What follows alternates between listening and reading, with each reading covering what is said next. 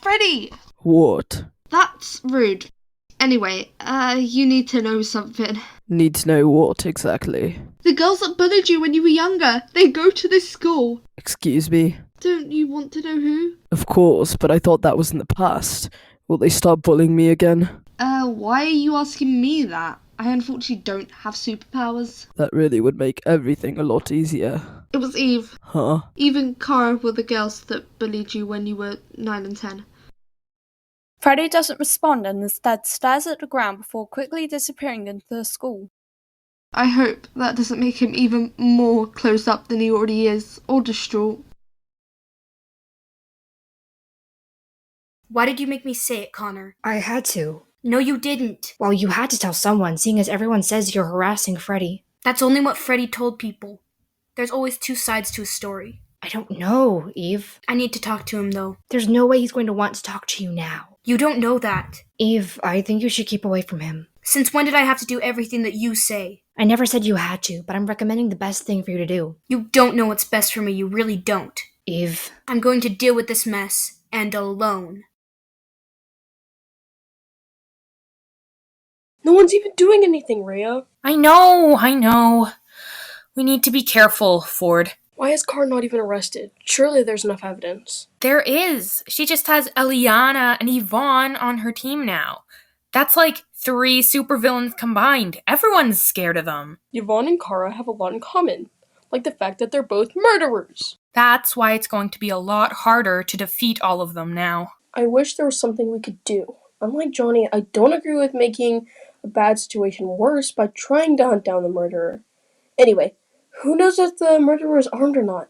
The fact I don't want Johnny to go after Kara isn't just because I don't want him to go to prison or get in serious trouble. It's for his own protection. Kara's probably in possession of a knife, for goodness sake. Or worse, Yvonne hears of Johnny's planned attack and goes after him with her knife. Exactly! Maybe I should explain that to him. Would it even work? You can give it a try. More reasonable evidence as to why his manhunt isn't gonna work. Like he listens to me anyway. Of course he listens to you. You're his best friend. The two of them head downstairs. Johnny and Sabrina look up as they enter. Johnny, Yes? if you knew what's best for you and me, you wouldn't go after Kara. And what's the reasoning now, Ford? You seem to come up with one every day. Well, Kara is joining forces with Yvonne and Nelna. The 3 of them are teaming up. And? Well, Kara might be in possession of a knife, and if you decide to take Kara down, Yvonne will hear of it and come after you. And you know what she's capable of. She's showed me her knife on multiple occasions. Plus, she might come after me too. She wants to hurt both of us. Ford? Maybe you don't care about yourself, but I care about you. And I'd also much rather you help me find Amber as opposed to staging a fight with your sister. But... For me, Johnny, for Amber, for Sabrina, for yourself. And I suppose Freddie too. Seems like he has a lot on his plate as well. how's that going? Stressful. Trying to get him to talk to anyone besides myself is driving me nuts. Because he won't. He won't even talk to that Eve kid. Not that I can blame him. Ugh. Kara's former best friend. That was my phone. Who and what? It's Lilliana. She literally just sent 2 words that say red flag and a red flag emoji. So what is the red flag? I'll ask her what she means. Maybe it's about Freddie. I wouldn't be astounded by that. Probably her again. You're right. It's about Freddie. I'll read it out. You probably know Freddie was bullied after our dad died. I just found out who the bullies were. And I know at least one of them hasn't grown up. They were Cara and Eve. What? Carl was mean even before my dad died? Sounds like it. Freddie needs to stay away from Eve. I'm sure Lilliana's told him anyway. Wasn't he already trying to do that? You said. Yes, I think so. Like I said, he doesn't like talking to anyone. You should talk to him later. Trust me, I will. It's, the group chat? What was said? Apparently everyone now knows about Eve and her bullying when she was younger. Nothing ever stays quiet. When it's something like that, it's not always a good thing that it stays quiet. True, I guess. How did they even hear about it? Not sure. Also, maybe you should know, last night I found a letter from my dad, addressed to me. He wanted it to be given to me, but Mum never did. Ford. It's fine. Ford glances up at a framed photograph of Amy, Ted, Freddie and Lilliana, probably when Lilliana was about 4 years old. Ford smiles sadly to himself. They were good friends. Neither of them deserved this. Freddie and Lilliana did neither. And neither did you and Amber, Ford. I probably did. Ford, no! No, you did not! You did not deserve any of this! After everything I've done, hurt my own sister, believing Elena, fighting with you and Amber, I've made too many mistakes, Johnny. Everyone makes mistakes, Ford. You're no exception. But neither am I, or Sabrina, or Rayalynn. You don't make more than anyone else. You just have to learn from them. Which you have. I was wrong about Lilliana. So was I. And your mistakes definitely don't mean you deserve to lose your closest family member. Well, I mean, maybe it was my fault. You say that about everything. You were 3. Did you ever meet my dad? No, I wish I had, though. Yvonne took Eliana to you because she thought Eliana would follow in her footsteps.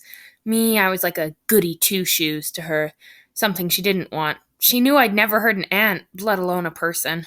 I think I'd have liked to known you. I wish, but she didn't want me to follow you or for me to make a friend.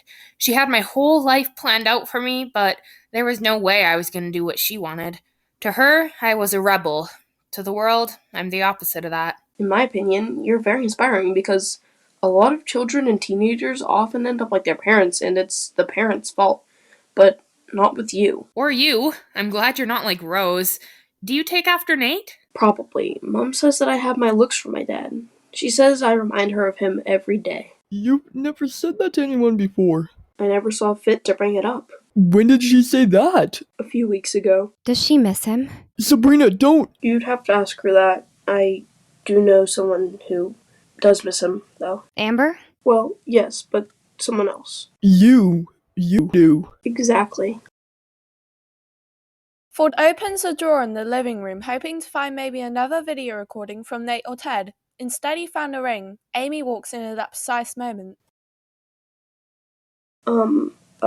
I was only seeing if Seeing if what? there was anything more from Ted or my dad in the drawer. We listened to the video. Ford. I didn't mean to pry. I just wanted to hear my dad's voice, you know? Like, see pictures of him and everything. Amy hugs Ford tightly. He accepts the hug. That ring you found. That's Ted's wedding ring. The one I gave him. She holds up her ring finger. I still wear my wedding ring every day. I managed to retrieve his ring from the crime scene. My mom took her wedding ring off that day. I don't know whether it was from her pain or if she never really cared at all. Does she ever feel emotion? If you include anger. I've been on the receiving end of that. Me as well. I deal with it. You really shouldn't have to, Ford. Does anyone want food? Or drink? I've hot chocolate with whipped cream and marshmallows if you fancy. I'm alright. Ford turning down something chocolate flavored? Why do I find that surprising? He uses chocolate to cure anything and everything. Anyhow, Amy and I fancy a hot chocolate. Me too. If the girls are having hot chocolates, I suppose I have to too. Alright, of course. Amy heads into the kitchen. Ford, what's really wrong? I can't shake the feeling out of my head that my friend's in trouble. Which friend? Your instinct is often correct. Freddie. Amy re-enters with 3 hot chocolates with marshmallows and whipped cream. Thanks, Amy. Do you make hot chocolate a lot? Well, it was Lilliana and Freddie's go-to comfort drink when they were crying or at least upset over something, but after you know what happened, Freddie managed to teach himself how to make hot chocolate and then made them for Lilliana as well.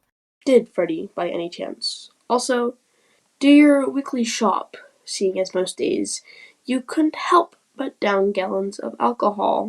Ford! Sometimes he did. Sometimes I stopped the fridge to let him see me do so. And you're supposed to be a mother. Ford, leave it. Why should I? It'll make matters worse. She ruined my friend's self-esteem, Johnny.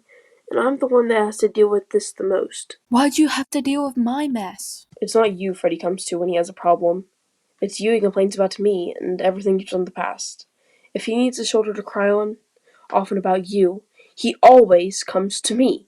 He only trusts me after, everything. I'm sorry, Ford. It's not me you should be saying that to. It's your distraught kids who miss their father so much, and you couldn't care less. Amy starts to move. Johnny, you get it. I'm not finished yet. Fine. You're so self-centered. Your children needed help, and all you could do was think of your own pain, and not how they were crying day and night over how much they wanted a dad. Freddie and Lilliana deserved better. Johnny walks in with Freddie, who looks like he's been crying. Ford,